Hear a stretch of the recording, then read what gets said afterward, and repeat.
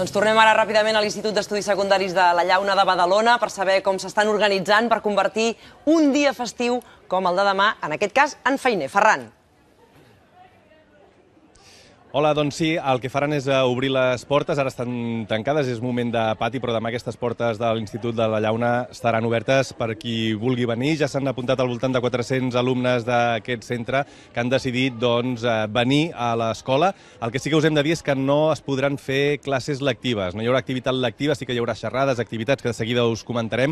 També dir-vos que el número de centres que han decidit apostar també per aquesta iniciativa no està clar, perquè hem pogut parlar amb el Departament d'Ensenyament i com ens han comentat, doncs els centres tenen plena autonomia per decidir aquest tipus de situacions i per tant no han de traslladar aquesta petició a la Generalitat i per tant cada centre és autònom per fer el que cregui convenient en un dia com el de demà, que en teoria és festiu, que no s'han d'obrir els centres escolars, però que en el cas excepcional de demà, com ja sabeu, doncs alguns, aquest, obrirà les seves portes.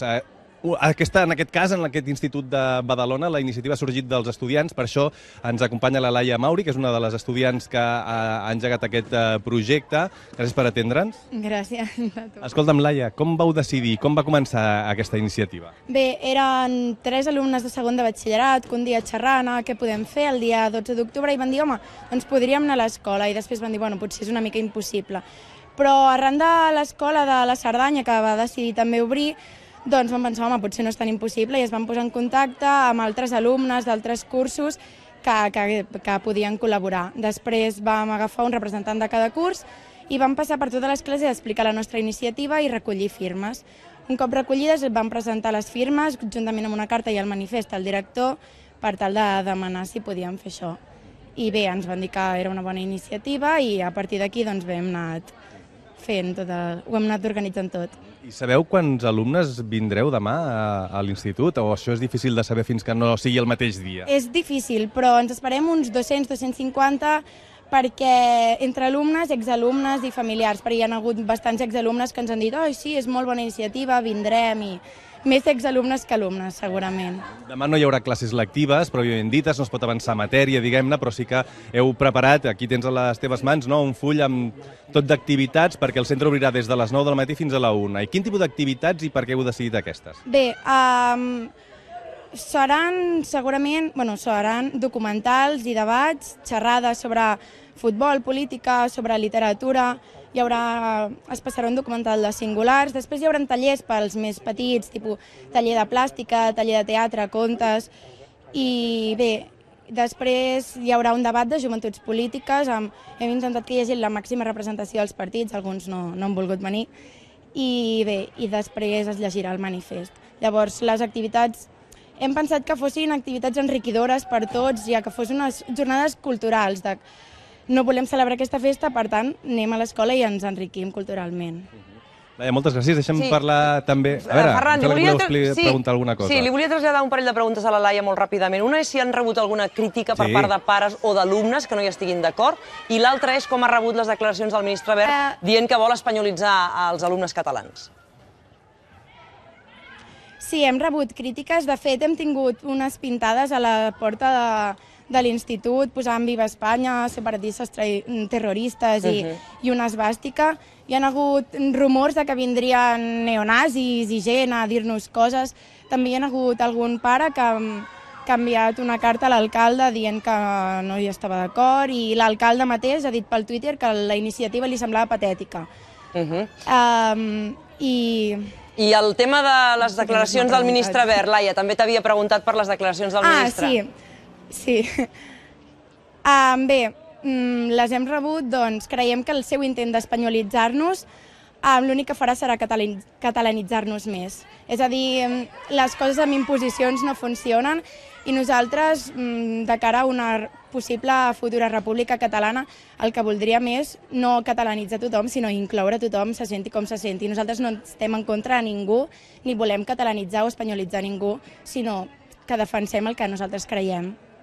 Gràcies, Laia. Crec, Ferran, que tenies també al costat de la Laia el director de l'institut. Sí.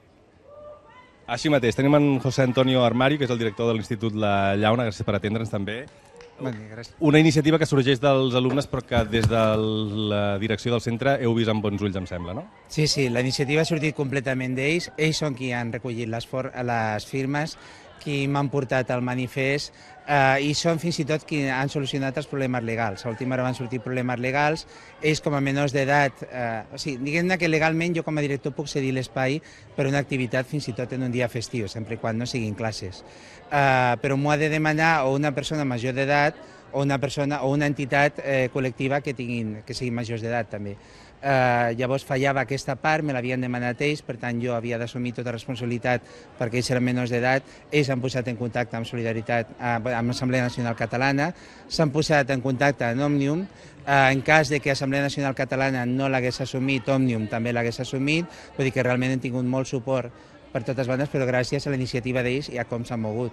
Una iniciativa que ha començat des dels estudiants, des del professorat, des del claustre docent. Sabeu si vindran molts professors demà en aquestes jornades de portes obertes, de xerrades, d'activitats? Sí, al claustre de la Llauna són 44 professors. D'aquests 44, 12 han confirmat que hi seran demà i després hi ha un grup de 6-7 professors que no podran ser-hi perquè, com que era un pont, ja tenien viatges pagats, però sí que estan col·laborant activament en la preparació dels documentals i de les conferències. I fins i tot hi ha un professor ja pràcticament jubilat, i està de baixa però està a punt d'estar jubilat, que és en Joan Ramon Varela, que també ve a impartir una conferència. A més, molt interessant perquè és sobre futbol i política. També li hem de traslladar la pregunta de si heu rebut també amenaces, com ens explicava la Laia, i com veieu, per exemple, aquestes pintades que han aparegut en el vostre centre. Amenaces directes jo no les he rebut com a director. Evidentment, suposo que les pintades ja volen dir alguna cosa. És un acte de vandalisme i és una manera de boicotejar el que és la voluntat majoritària de l'alumnat. En el moment que ells van recollir les signatures a favor dels actes, eren 380 signatures de 520 alumnes. Per tant, no són una minoria, sinó que estan representant la major part del nostre alumnat. Una jornada d'alguna manera reivindicativa, que des del professorat vostè hi vindrà demà? Sí, sí, i tant, sí. I seré des del principi fins que es tanquin les portes. Sí, José Antonio, li volia traslladar també una pregunta. Ha rebut trucades d'altres directors d'altres instituts interessant-se per aquesta iniciativa? No. Sé que a algun director en concret de la zona se li va oferir la possibilitat per part dels seus alumnes, però va considerar que no era una demanda majoritària dels seus alumnes i llavors va dir que no. La resta sí que ahir teníem una reunió de directors i em van oferir el seu suport i em van felicitar per la iniciativa, però no s'han sumat. Contempla la possibilitat, aleshores, de que potser aquests alumnes que eren partidaris demà d'anar a l'institut vinguin demà al seu a escoltar alguna d'aquestes conferències i, en qualsevol cas, podrien anar-hi? Sí. De fet, nosaltres el que hem fet és limitar, per una qüestió de seguretat i perquè jo tinc autoritat només sobre els meus alumnes, limitar l'assistència a tot alumne que estigui vinculat d'una manera o una altra al centre, és a dir, alumnes, exalumnes i fins i tot familiars d'alumnes. Aquests alumnes d'altres centres que sí que han manifestat la seva voluntat de venir no podran venir per un problema de seguretat, perquè ni tenen cabuda dintre el centre tant aforament ni podem controlar el que passi un cop estiguin dins. Molt bé, moltíssimes gràcies. Ferran, què volies afegir més?